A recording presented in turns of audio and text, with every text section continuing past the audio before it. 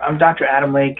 I'm a family doctor, and I also treat a lot of HIV. I work with the LGBTQ community a lot, provide gender-affirming hormone therapy, as well as just general primary care and sexual health. And I'm here today to answer some questions about the COVID vaccinations. Yeah, so I definitely hear that. The speed at which these vaccines were developed was pretty impressive, but they still had to go through all the usual studies and safety checks that any vaccine would have to go through. Three things helped this move so fast. So first of all, lots of people were signing up to be a part of these studies. It wasn't very hard to recruit for these studies. Usually vaccine studies are a little bit tougher to get people involved in because you already feel okay. You know, this is something to prevent feeling ill. The second thing was there was a lot of disease. There's a lot of COVID going around. This is different than some of the less common things that we might vaccinate against, which might take a long time to see if there's a big difference between the two groups, the people that got the real vaccine and people that got a placebo or fake vaccine. So we actually saw a difference pretty quick.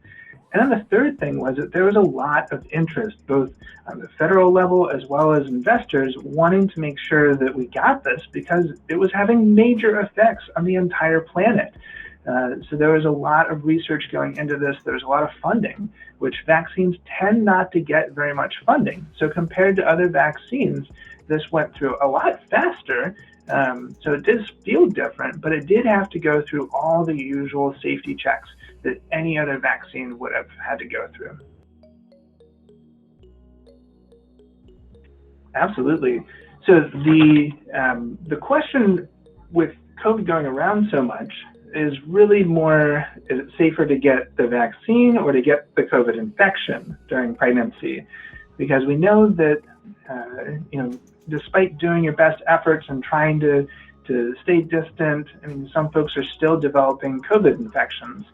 And certainly during pregnancy, we do have this extra layer of safety where we avoid certain things and try to stay extra safe, especially from infections and toxins and things like that. Now, what we've seen when we study this is that overwhelmingly getting COVID during pregnancy is extra bad, both for the mother and for the fetus and baby. These are things that are, we see the rates of death, of hospitalizations, of ending up in the ICU, of miscarriages, of even just things like lower birth weight, meaning that there wasn't as much nutrition or growth that happened while, like during the pregnancy. All these things have been associated with the actual COVID infection. Now, if we look at the vaccines, we really haven't seen any of these negative outcomes. And there's been decent-sized studies involving thousands of people who are pregnant. And what we've seen is that we don't see that extra risk of death or miscarriage or anything like that. Certainly still getting a COVID infection is not great, but getting the vaccine seems to be a very good preventative step and seems to be very safe from the point of view of what should we do during a pregnancy.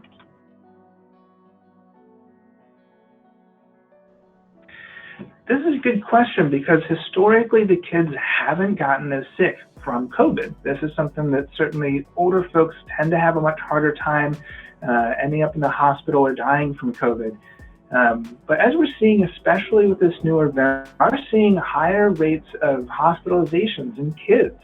And not everybody has pre-existing conditions. Actually, one of the more serious complications, MIS-C, or multi-system inflammatory syndrome in children, this is something that we're actually seeing more in kids with no underlying conditions.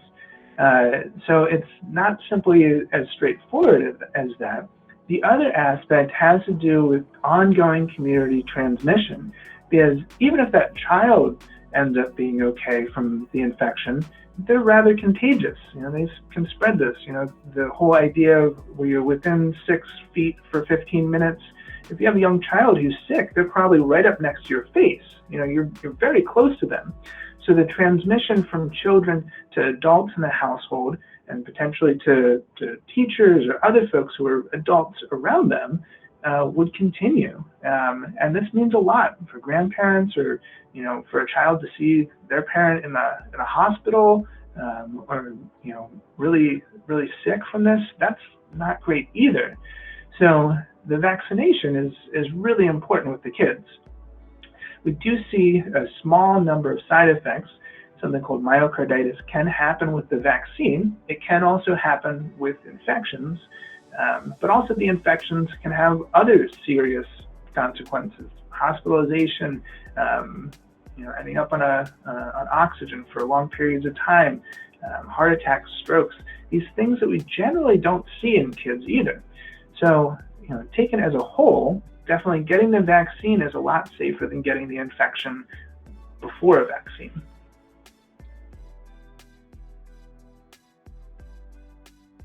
So this is something that we're learning about this as we're going on. This is different than, say, pneumonia, where we know lots about, some of the bacteria that cause pneumonia.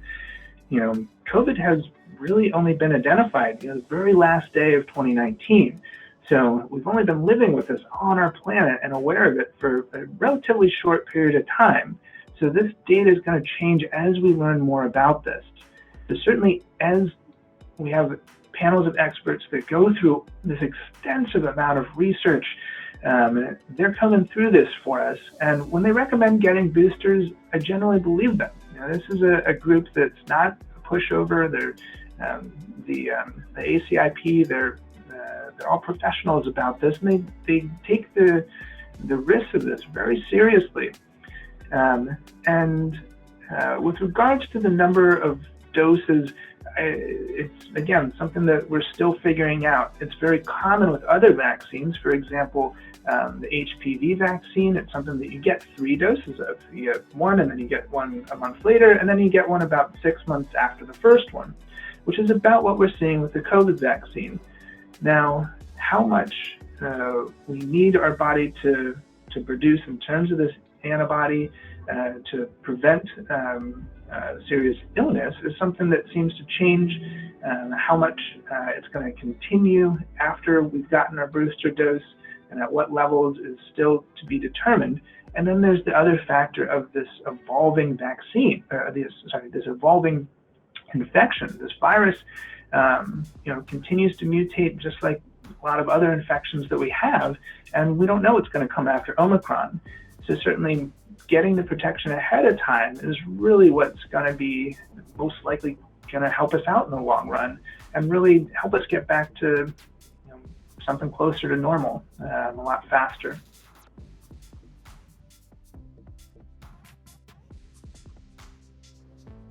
Yeah, this is really important because we don't want to give extra vaccines if we don't need to, and we want to respect that there are a lot of vaccines that are out there that might not have been approved in the US. There is, a certain process that you have to go through, and other countries have developed vaccines that also work really well. So in terms of being fully vaccinated, this continues to evolve a little bit and may start to include the booster. Currently, it just means the 2 initial vaccines, the 2 initial doses. And if you come from another country, if it's been authorized or approved by the WHO, this includes all the FDA-approved vaccines, but it includes some extra ones that have been authorized by the World Health Organization. So if you've gotten those, you're actually considered fully vaccinated. Now, if you're immunocompromised, a lot of these do include that 3rd dose, so an initial set of 3, and then the booster still kind of further along. So certainly there's some nuance to that. But if you had one of these other vaccines and it was approved by the WHO, it's currently accepted in the US.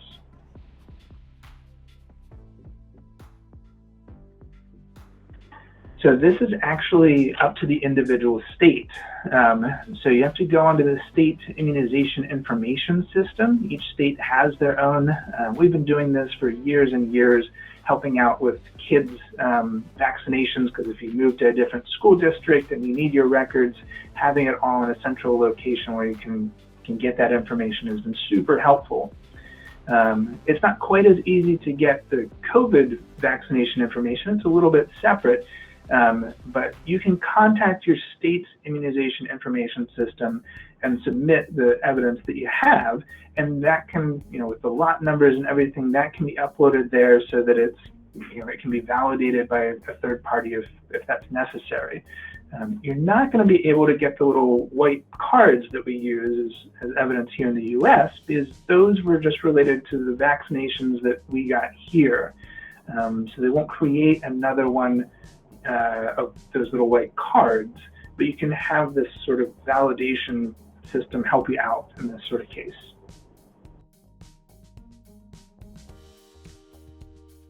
So I would generally just recommend getting the vaccine as soon as possible. We don't have the fine-grained data on this sort of thing because it just hasn't been recommended. So we don't want to put people in a position where we're studying them, telling them to do something that might not be as safe. So we don't want to add risks to folks. But there is some evidence coming around about where this just happened to people. Like you said, life happens.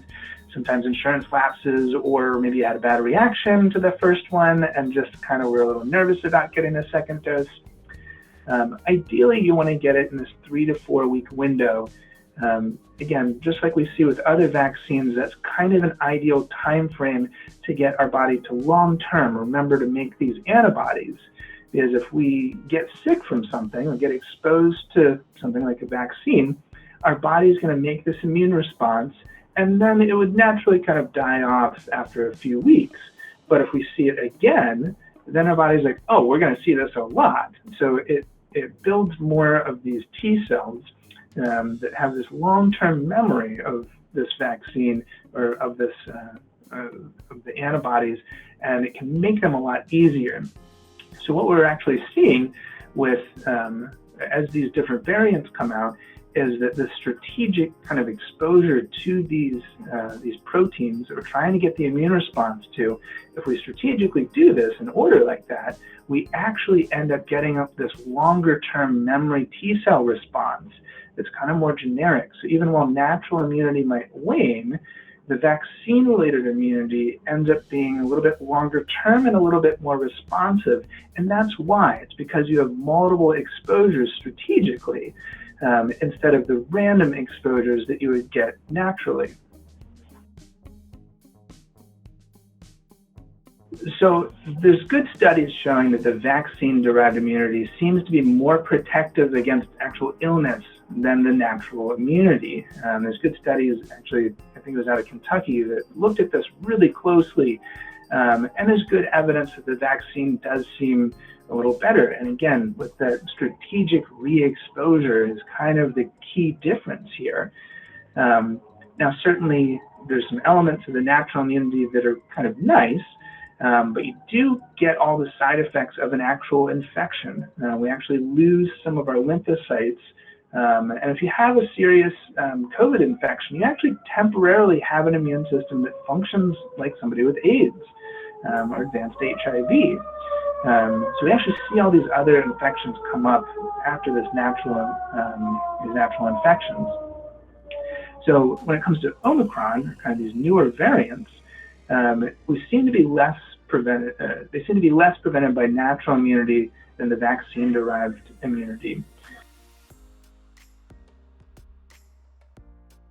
Yeah, so while the vaccines have been incredibly effective against death and hospitalization and what we call moderate to severe COVID, which just means that anything that you've been admitted to the hospital for, it doesn't do as good a job preventing infections.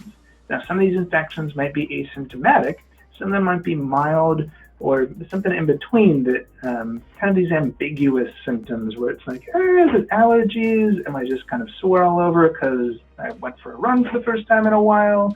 I mean, there's lots of reasons why we can have some of these milder symptoms. So the idea of wearing a mask is actually to prevent me giving it to someone else. That's where masks are the most effective. So if both of us wear kind of a flimsier cloth or kind of the lighter surgical mask, that's just something that is really effective if both people are wearing them. And actually, I work with tuberculosis as well, which is an airborne disease that that spreads pretty quickly. And before COVID, we would just wear these simple masks. And as long as the person with tuberculosis was wearing one, actually that was doing most of the job. So with COVID, if everybody's wearing a mask, you can wear kind of a lighter mask. Now, if you're wanting to prevent infection, like any infection, then that's when you need to upgrade a mask. And again, just remember that once you get the infection, you're going to take a couple of days to actually know that you have it, to have any symptoms. And you can be contagious for, around 3 days is average. It seems to change a bit with Omicron, and certainly there's some reports of people being contagious for even a week beforehand. And at that point, you can still spread COVID. So that's why taking this precaution can be helpful to prevent giving it to somebody else, even more than yourself. But if you do want to prevent the infection of getting it yourself, you do want to upgrade your mask. So there's things like KN95 masks. These are a little bit more intense, and they should fit pretty tightly. You should see it kind of bend as you inhale and exhale. There's multiple different forms of them. And I know that with my face shape, there's a number of types of masks that didn't work for me. They didn't actually seal around my face. So this is one that worked for me.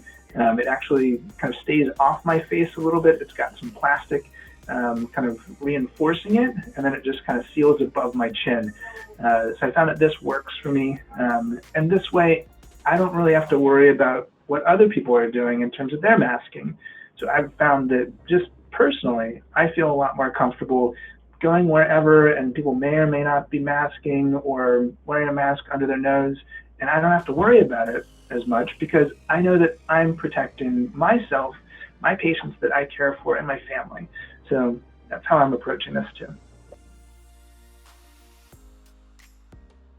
Yeah, so starting this week, actually, you can go to a local pharmacy or a federally qualified health center. Our local one is Union Community Care, and you can actually go and pick up 3 adult-sized N95s per person. So you do need to go yourself, but you can get these adult-sized N95s, and it's 3 per person. And you can go to, there's a lot of local pharmacies that are going to have this.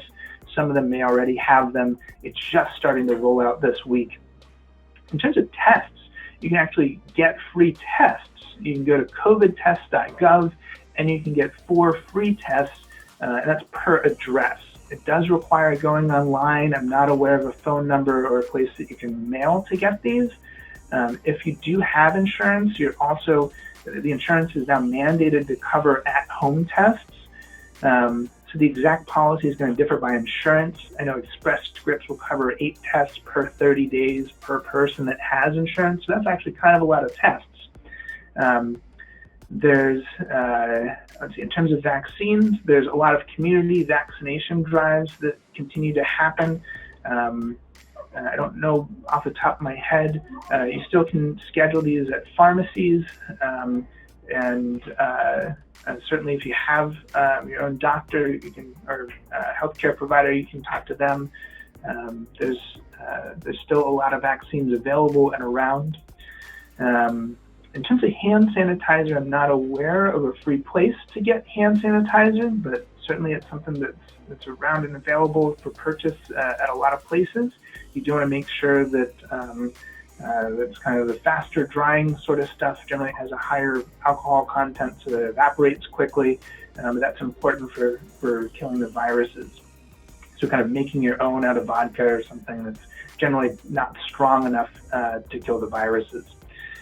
In terms of other safety materials, just in terms of stuff to kind of clean around the house or other things to protect yourself, HEPA filters, that sort of thing. I'm not aware of anywhere that has access to low-cost or free resources, but there are some things if you wanted to make your own HEPA filter.